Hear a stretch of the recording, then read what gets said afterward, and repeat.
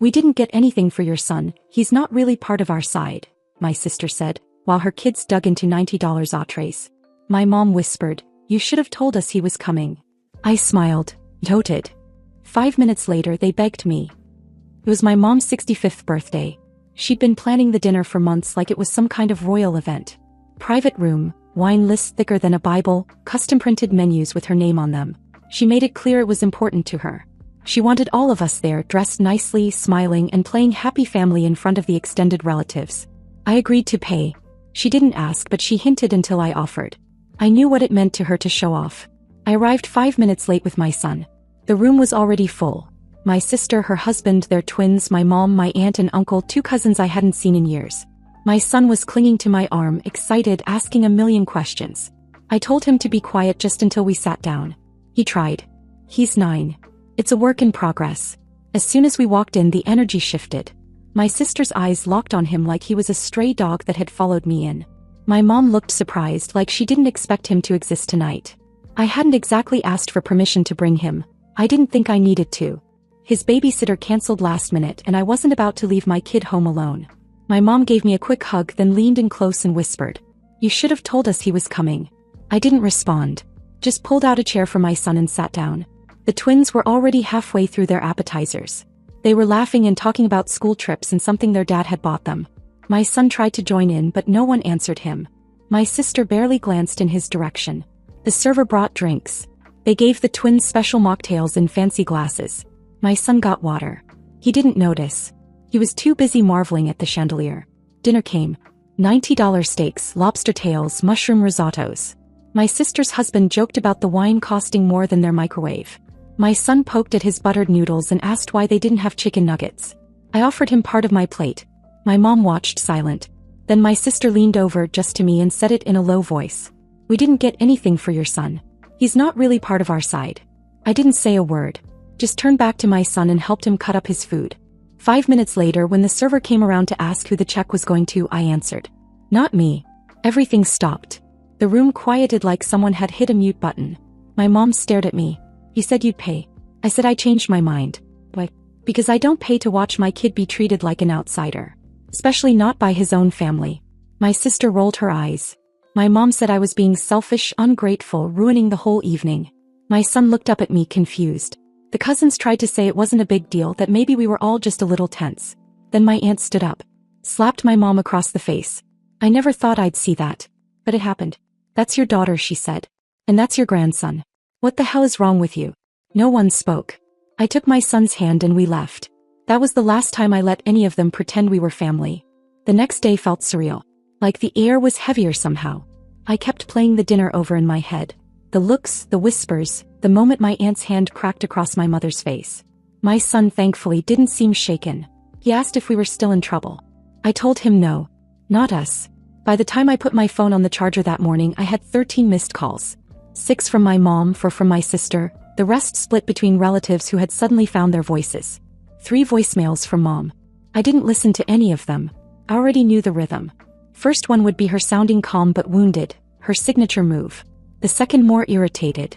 The third laced with guilt-tripping and a soft threat hidden in concern. She always used the same opening when she knew she'd messed up. "I just wish you'd handled it differently." Translation: "You made me look bad." My sister sent texts instead. Long multi-message ones, the kind that start with, "Okay, wow," and go downhill from there. He called me dramatic. Said it was a small comment, and I'd blown it up to make myself the victim. Claimed she meant it differently, that she was just trying to say they hadn't planned on extra guests. That she wasn't excluding my son, just stating facts. She ended it with, "But whatever, I guess you always find a way to ruin mom's day." I didn't respond.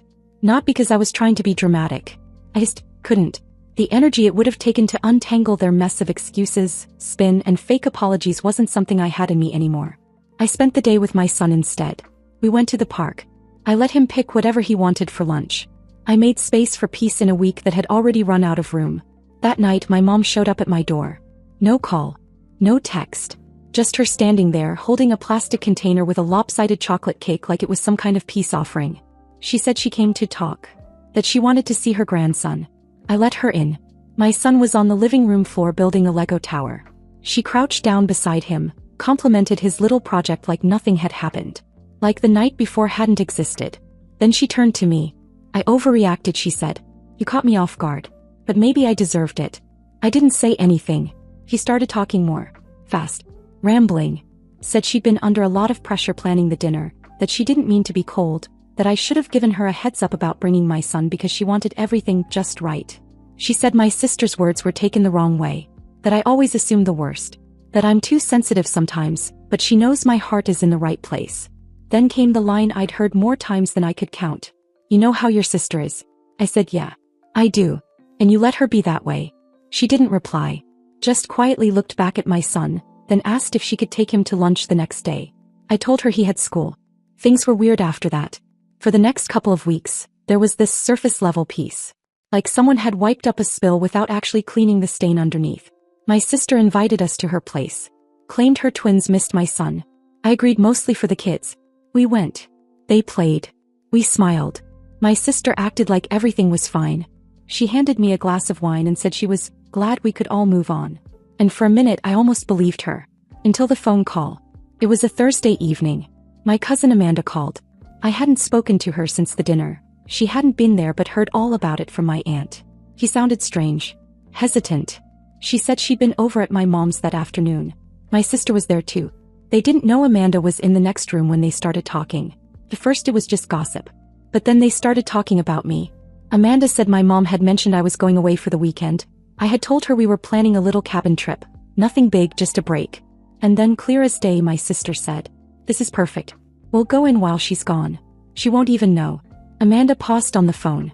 Then she said, "They're planning to go into your house." I didn't speak. Just listened. Amanda said my mom still had the spare key from when I had surgery last year. She'd kept it. Never gave it back even when I asked. My sister joked that at least if they couldn't count on me, they could still count on what's hers. Then Amanda told me the line that made my blood run cold. "We don't need Ellie anymore. But at least we'll take her money." I don't remember hanging up. I just sat there staring at nothing. I looked at the bag half-packed for the weekend. Then I called off the trip. I made a new plan. That night I called my aunt. Then I called my uncle. I told them everything. Not just about what Amanda heard, but the dinner, the way they treated my son, the weird attempts at peace. They didn't hesitate. They said, "We'll be there." I didn't sleep that night. My son did.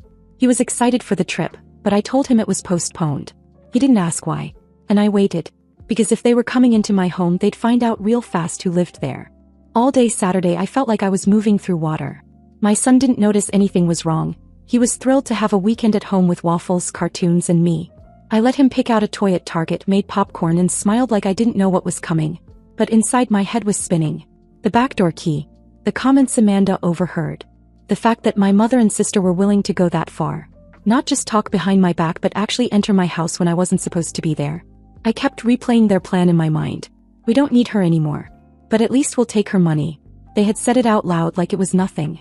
I gave my aunt and uncle the whole story when they arrived that night. They didn't act surprised, just angry. My aunt especially. She didn't even sit down. She paced the kitchen like she was waiting for a fight. My uncle was quieter, but his fists were clenched the entire time. He asked if I was sure. I said I was. We all knew this wasn't just paranoia. By 11 p.m. the lights were off, doors locked, my son was fast asleep. We sat in silence, waiting. The house was too quiet. Every creak made my heart jump. I was trying not to think about what would have happened if Amanda hadn't warned me. What exactly were they coming for? My financial papers? Jewelry? My laptop? I tried not to think darker than that. At exactly 12:42 a.m. I heard it. A soft clink. Then the unmistakable metal rattle of a key sliding into the lock on the back door.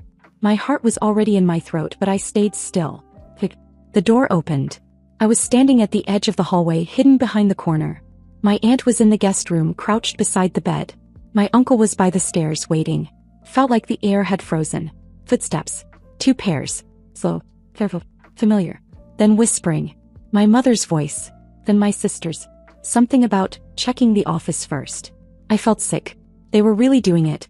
I stepped quietly back into my room and waited. I didn't even breathe.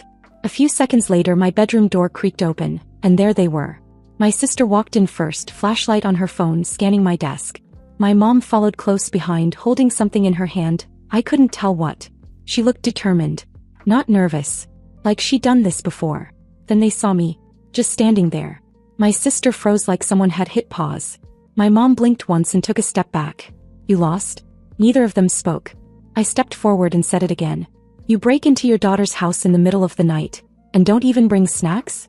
That's when my aunt stepped into the room. She didn't say a word. Just walked up to my mother and grabbed a fistful of her hair like she was pulling weeds from the garden. My mom screamed. Not loudly, more shocked than anything. My sister lunged forward, but my uncle appeared from behind her and blocked the way.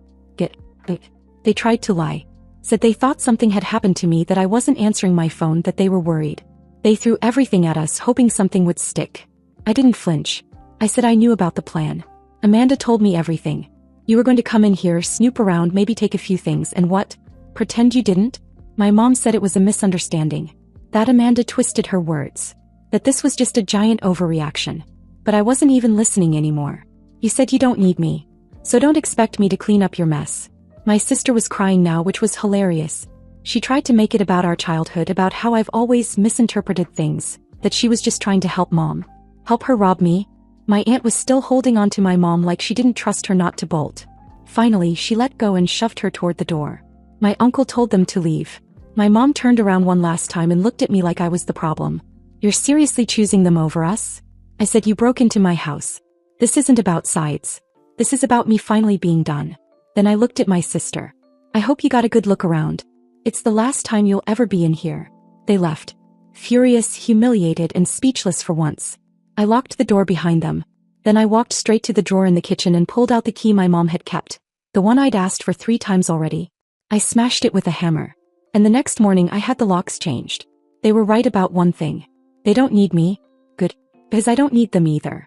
Sunday morning started quietly. I made pancakes. My son asked if we could still go to the cabin next weekend. I told him we'd see. He didn't ask why we'd stayed home after all. He didn't ask why Aunt Lily and Uncle Mark had suddenly shown up Saturday night, or why I seemed different now, quieter. I was tired of pretending nothing had happened. But he was still a kid. He deserved the bubble. After I dropped him off at a birthday party in the afternoon, I finally let myself feel the weight of what they'd done. It wasn't just the break-in. It was everything it confirmed. They didn't care. Not really. Not about my safety, my trust, or even my son. All that family talk was just a script they pulled out when it suited them.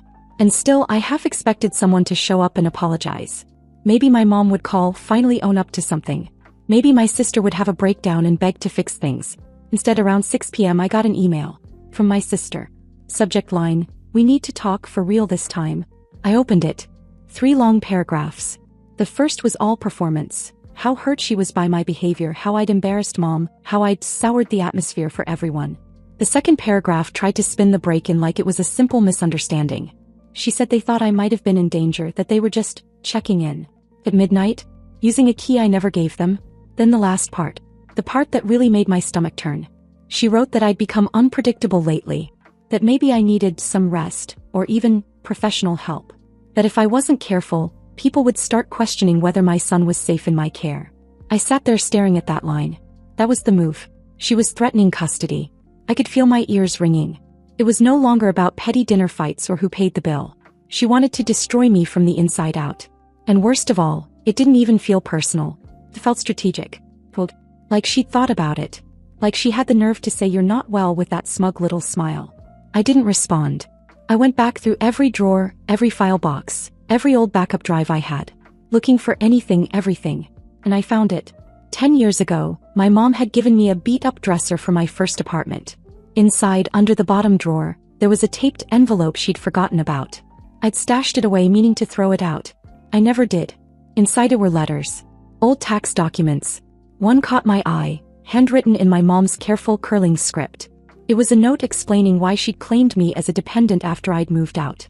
She listed expenses she made up to justify it. Signed, dated, with a copy of the return she mailed. It hit me like a brick. She'd committed tax fraud, using my name, my information, and now they were threatening me?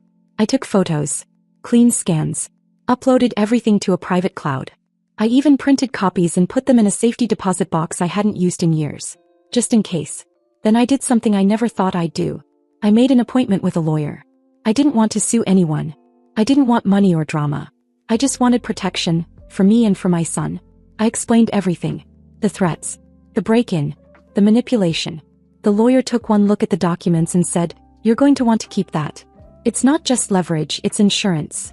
Later that night my phone buzzed. A call from my mom. I didn't answer. A minute later a text came in from my sister. It was just a question mark. Nothing else. Then 2 minutes later another message. Where did you get that? She'd seen the screenshot I'd sent. The image of the handwritten note. No context. No explanation. Just the evidence. I let them sit with it. Let them spiral.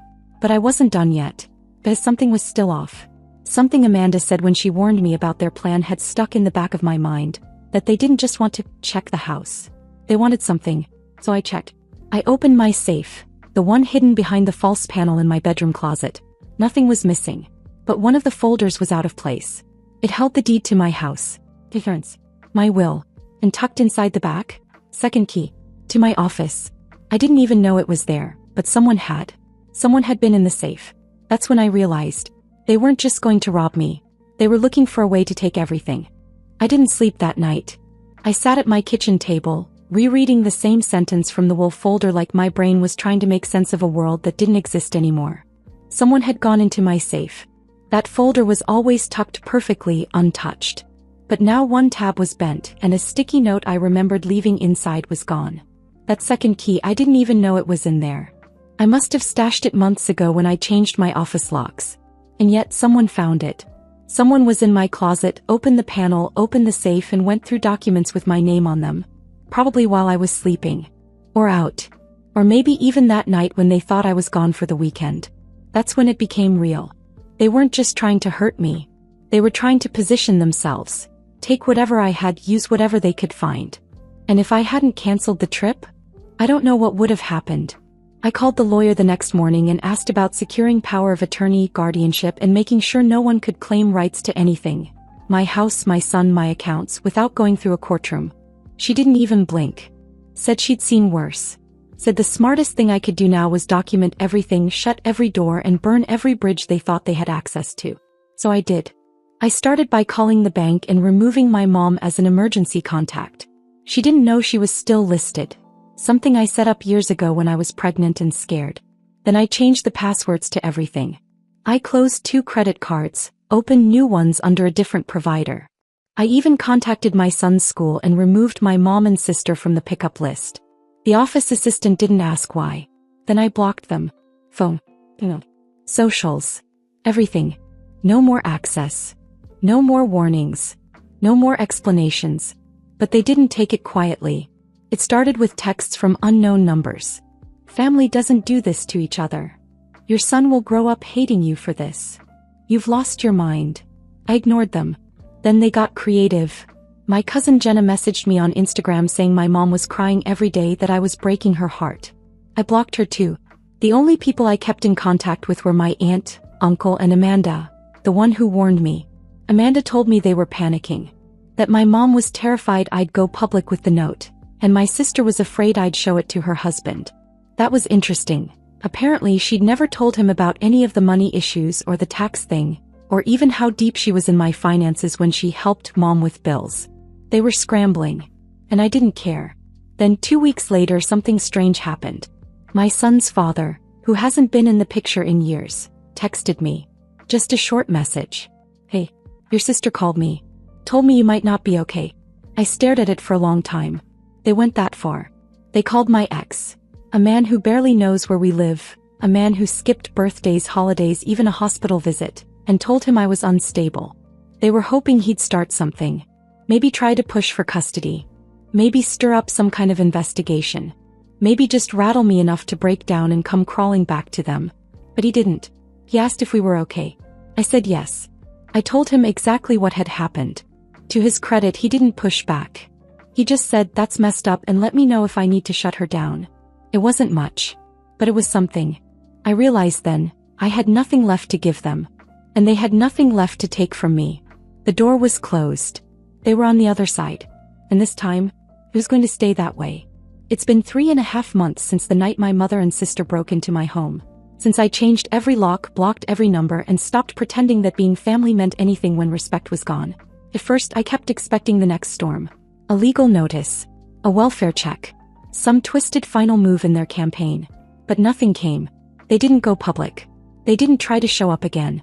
They did what they've always done when they lose control. They rewrote the story. quietly in the background. I heard about it in pieces. My cousin Liz texted me saying she was sorry, that she didn't know what to believe, but that my mom had told the whole extended family I was having a nervous breakdown, that I was emotionally unstable and had become obsessed with revenge.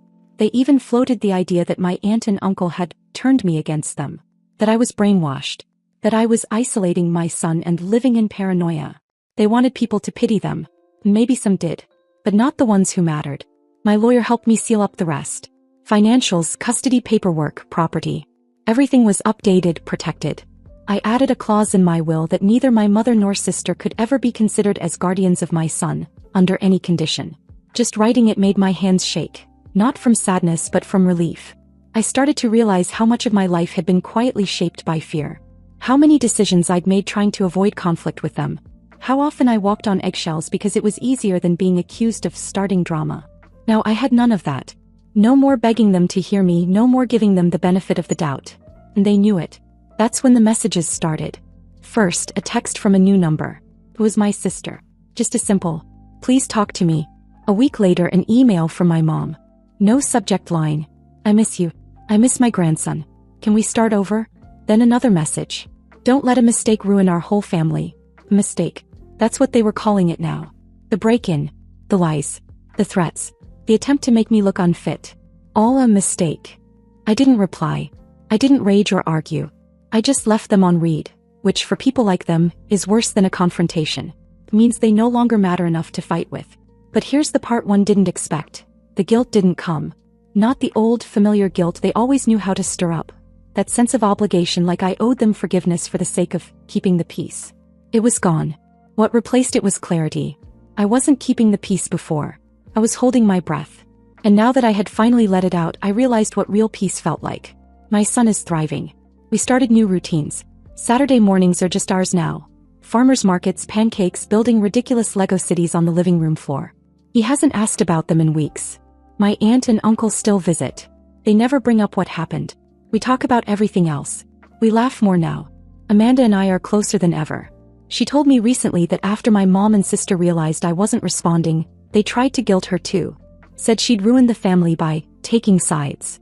Amanda just told them she didn't pick sides, she told the truth. I've started journaling again. Reading more. I'm applying for a new job, something outside the city, something slower. For the first time in years, I'm imagining a future that isn't shaped by damage control. And I've realized something. Closure isn't always a conversation. Sometimes it's a decision. To stop explaining. To stop defending. To stop hoping the people who hurt you will wake up one day and understand what they've done. They won't. And even if they did, I'm not waiting for it anymore. They can keep telling their version of the story. But mine ended the night I stood in my own home and told them to leave. And in this ending, they don't get a sequel.